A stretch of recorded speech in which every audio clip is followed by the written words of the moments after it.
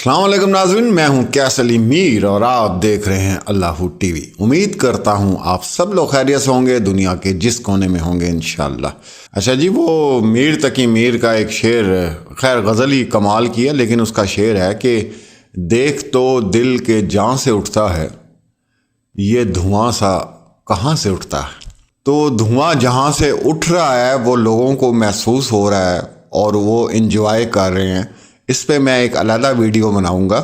अभी जो मैं बात आप लोगों से करना चाह रहा हूँ वो ये करना चाह रहा हूँ कि ये अब इसने ज़हीर ने जो है वो धमकाने का, डराने का एक नया अंदाज जो है वो अपना लिया है। क्योंकि जब मैसेजेस करेगा तो वो रिकॉर्ड होंगे, लाजमी सी बात है, और कोई और तरीका इस्तेमाल करेगा तो तब भी वो सामने आएगा। तो उसने अब क्या करना शुरू किया है कि मेहदी भाई की सबसे छोटी बेटी जो है, अल्लाह उसे ज़िंदगी सेहत दे, अपने हिफ्ज़ ईमान में रखे, ज़हीर ने क्या किया है, जो प्रोफाइल पिक्चर है अपनी वो उस बच्ची की रखी हुई है। अब वो तस्वीर लगाने का क्या मकसद है, तुम क्या शो कराना चाहते हो, धमका रहे हो, डरा रहे हो, क्या करना चाह रहे हो। फिर उसके बाद ये मैसेज कर रहा था मेहदी अली काज़मी भाई को, और उस वक्त वो अवेलेबल भी थे मेहदी भाई। तो वो मैसेज उन्होंने सुनना शुरू किया। जब थोड़ा सा उन्होंने प्ले किया, 3 मिनट का मैसेज था वो, जब थोड़ा सा उन्होंने प्ले किया तो इसने फ़ौरन उसको डिलीट कर दिया। और उसके अंदर जो स्टार्ट में इसने बात की वो ये की कि आपकी और 2 बच्चियां भी हैं, आप उनके फ्यूचर के बारे में सोचें। और भाई तू मामा लगता है, तू है कौन, तू है कौन चपड़ासी, तेरा मकसद क्या है? वालदैन को ये मशवरा देना कि अपनी बच्चियों का सोचें। वालदैन सबसे बेहतर सोच सकते हैं अपनी औलाद का। मसला वही आ गया है कि इनको मैं सिर्फ एक पैगाम देना चाहता हूँ, वो ये देना चाहता हूँ कि पहले मेहदी अली काज़मी अकेला इंसान था, आदमी था, समझ आई, कोई उसके साथ अटैच नहीं था। अब पूरा पाकिस्तान, क्या वकला, क्या सहाफ़ी, आम लोग भी उसके साथ शामिल हैं। तो मेहदी अली भाई को तुम निहत्ता या कमज़ोर या ये ना समझना कि वो अकेले हैं। और उसका तुमने जो है ना ट्रेलर इन 6 महीनों में देख लिया कि कौन कौन से लोग जो हैं वो मेहदी भाई के लिए खड़े हुए हैं। तो अगर तुम इसको ये समझ रहे हो कि ये एक अकेला आदमी है और मेरी इन बातों से मैं इनको डरा दूंगा, धमका दूंगा, तो ये तुम्हारी सोच है। पहली बात तो मेहदी अली काज़मी खुद डरने वाला नहीं, डरने वाला होता तुमने जो उसकी बच्ची की हालत की है और जो उसको डराया और धमकाया था वो खामोशी से बैठ जाता। वो खामोशी से बैठने वाला इंसान नहीं है। और उसकी बात जो आगे पूरी एक टीम खड़ी हुई है इंसानियत के नाते मेहदी अली काज़मी के साथ, तो तुम्हारी तो लीने भी नहीं मिलनी, समझ आई? तो तुम्हारे जो है ना वो धागे भी नहीं मिलने। दूसरा, तुम्हें जो भी ऑपरेट कर रहे हैं उनको इतनी सी बात समझ नहीं आ रही कि तुम बेल पे हो और तुम उसके अंदर ये क्या क्या जो है वो हरकत कर रहे हो और क्या कुछ कर रहे हो। ये मैंने आज से 4 माह पहले कह दिया था कि तुम्हारा स्क्रिप्ट जिसने लिखा ना इंतहाई बेवकूफ़ आदमी है, इंतहाई बेवकूफ़ आदमी है, जिसको तुम लोग बहुत समझदार समझ रहे हो। वो इंतहाई बेवकूफ़ इंसान है जो तुम्हें ये पूरी पॉलिसीज़ बता रहा है कि अब ये करो, अब ये करो, अब ये करो, अब ऐसा हो जाएगा, अब वैसा हो जाएगा। नहायत बेवकूफ़ इंसान है। क्योंकि अगर वो अक्लमंद होता और जिस दिन मेहदी भाई ने स्टेप लिया था पहला, उसको समझ आ जानी चाहिए थी कि वो गलत जगह पे हाथ डाल बैठा है। बाकी 20 तारीख को अब आना और फिर बताना ये सारे जो तुम थ्रेट दे रहे हो वो क्यों दे रहे हो, और तुमने किस हिसाब से जो है किस रिश्ते से तुमने मेहदी साहब की सबसे छोटी बेटी है उसकी तस्वीर तुमने लगाई हुई है। तुम क्या डरा रहे हो, क्या धमका रहे हो, क्या तुम पैगाम देना चाह रहे हो कि इनको जो है वो आगे चलकर नुकसान पहुंच सकता है। ये सारी अब सफाई तुमने 20 तारीख को आके देना अदालत में। इतने बड़े तो तुम चोर और मरासी हो, हैं? बच्ची का टैबलेट भी बेच के खा गए हो, फकीर कहीं के, और ला के हिसाब से तुम अपनी जो बेल है ना उसका मिस यूज कर रहे हो।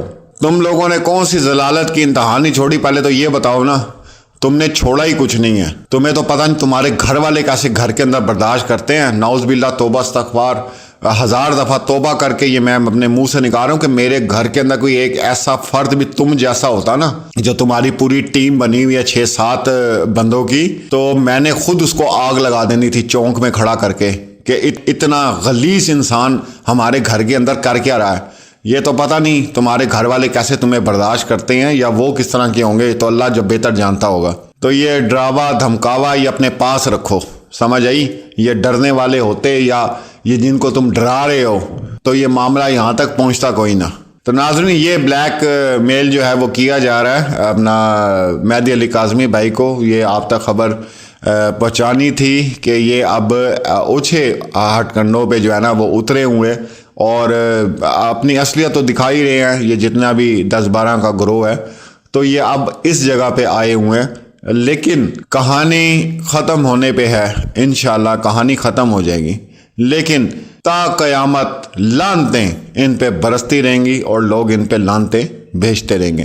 باقی 1-2 پیغامات ہیں وہ بھی آپ کے ساتھ میں شیئر کرتا ہوں۔ اپنا بہت خیال رکھیں، ملتے ہیں اگلی ویڈیو میں، اللہ حافظ۔ السلام علیکم کیسر بھائی، آپ کی ایک ایک بات صحیح ہے، ایک ایک لفظ صحیح ہے، ہمارا بھی تو یہی ہے احتجاج ہے، ہم بھی تو یہی کہہ رہے ہیں کہ آپ پولیس والوں کو یہ نظر نہیں آتا کہ ایک 12-13 سال کی، 10 سال کی، 7 سال کی بچی یا 14 سال کی بچی کیا اپنا دفاع کر سکتی ہے؟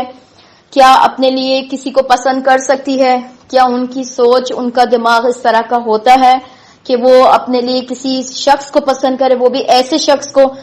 ایک 12 سال کی، 10 سال کی، 14 سال کی، 13 سال کی بچی ایک 50 سال، 40 سال، 30 سال، 20 سال، 21 سال مرد کے ساتھ، مجرموں کے ساتھ کھڑی ہو تو کیا وہ یہ نظر نہیں آتا کہ وہ بچی کس ٹراما میں ہوگی؟ جن کے ہاتھوں ہے، جن کے ہتھے چڑھ گئی ہے وہ مظلوم بچی، کیا اس کو یہ بذات لوگ ان کو ڈراتے نہیں ہوں گے؟